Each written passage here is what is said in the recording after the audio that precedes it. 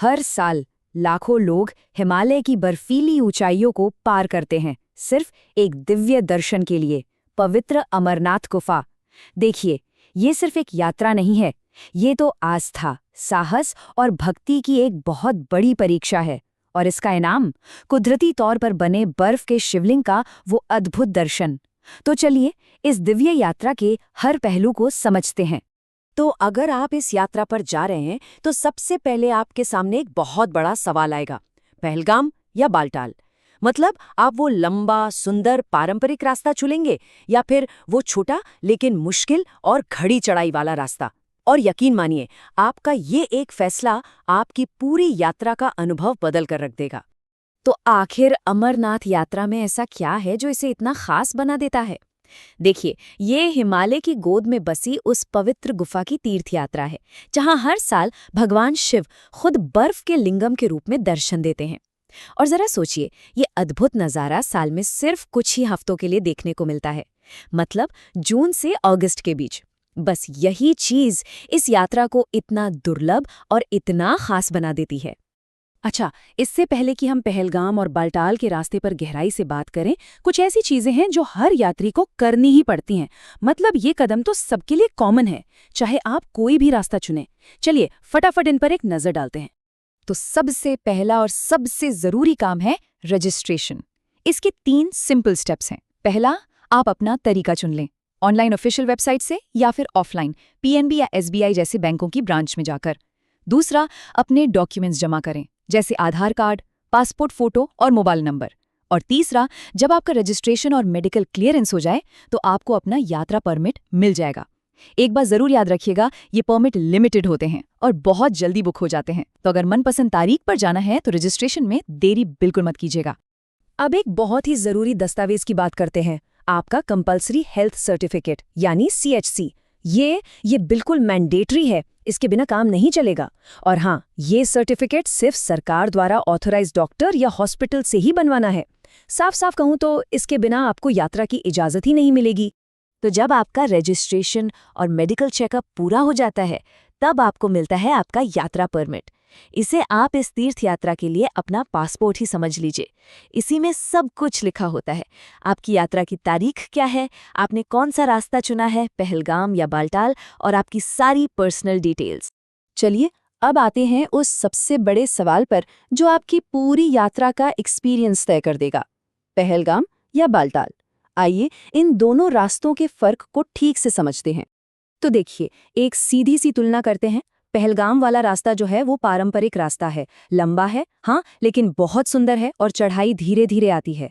ये उन लोगों के लिए बेस्ट है जो परिवार के साथ जा रहे हैं या आराम से यात्रा का मजा लेना चाहते हैं।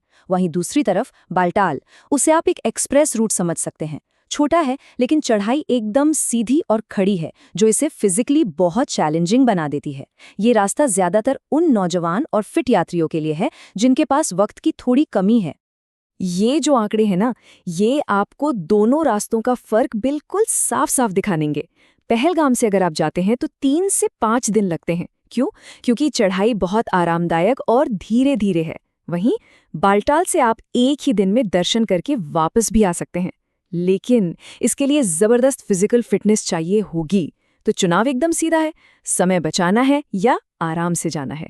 खैर, आप रास्ता कोई भी चुने, मंजिल तो सबकी एक ही है, पवित्र गुफा। तो जब आप अपने चुने हुए रास्ते के बेस कैंप पहुंच जाते हैं, वहां से यात्रा का आखिरी और सबसे अहम हिस्सा शुरू होता है।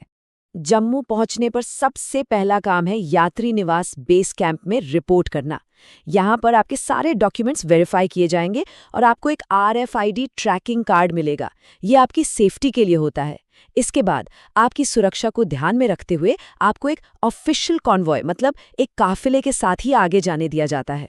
और फिर वो पल आता है, उस सारी मेहनत, सारी मुश्किल चढ़ाई के बाद वो क्षण जिसका हर तीर्थयात्री को बेसब्री से इंतजार रहता है। पवित्र गुफा के अंदर बाबा बर्फानी के दर्शन। बर्फ से बने उस दिव्य शिवलिंग का नज़ारा इतना शक्तिशाली होता है कि लोग अपनी सारी थकान, सारी मुश्किलें भूल जाते हैं और बस भक्ति में डूब जाते हैं।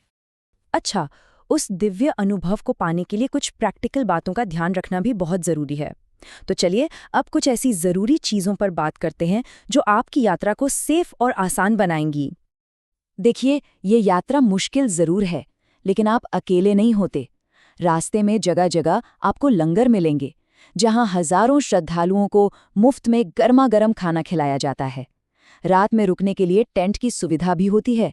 और हाँ, किसी भी इमरजेंसी के लिए मेडिकल कैंप भी हर जगह मौजूद रहते हैं। अब अगर खर्चे की बात करें तो मोटे तौर पर एक व्यक्ति का खर्च 5,000 से 15,000 रुपए के बीच आ सकता है। ये पूरी तरह इस पर डिपेंड करता है कि आप कैसे सफ़र करते हैं और कहाँ रुकते हैं। हाँ, एक बात और, अगर आप हेलीकॉप्टर सर्विस लेते हैं तो जाहिर है ये खर्च काफ़ी बढ़ जाएगा। कहते हैं ना, अच्छी तैयारी मतलब आधा काम हो गया। तो यात्रा से कुछ हफ्ते पहले ही रोज थोड़ा पैदल चलना या सीढ़ियां चढ़ना शुरू कर दीजिए। इससे आपका शरीर ऊंचाई के लिए तैयार हो जाएगा। अपने साथ गर्म कपड़े और रेनकोट रखना तो बिल्कुल मत भूलिएगा।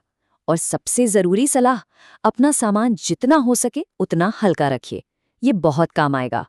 तो अंत में जब सारी तैयारियां हो जाती हैं, रास्ता भी चुन लिया जाता है और शरीर भी उस चुनौती के लिए तैयार हो जाता है, तब एक सवाल मन में आता है, ये यात्रा सिर्फ एक फिजिकल चैलेंज तो है नहीं, तो फिर ये हमारी आत्मा के लिए, हमारे अंदर के सफ़र के लिए असल में क्या मायने रखती है?